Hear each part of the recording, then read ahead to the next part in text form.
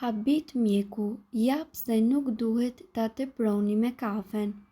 Pirja e kafes është pothuajse për shumë këndë rutinë, qoftë një mëngjes i hershëm, qoftë gjatë ditës, qoftë edhe në mbrëmje.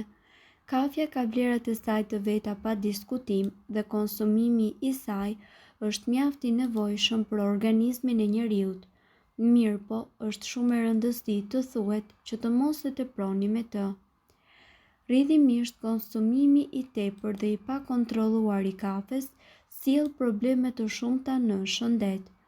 Kjo, sipas ekspertëve, ka treguar se kafja mundet të shkaktojë varësi në organizmin tuaj dhe për këtë arsye, ju shpeshherë mund të ndjeni marramendje, mund t'ju duhet të urinoni më shumë, mund të keni probleme me stomakun dhe gjithashtu mund të keni rënje të tensionit. Këto janë disa nga shenjat që tregojnë se ju po e teproni me kafen dhe duhet të reduktoni konsumimin e saj.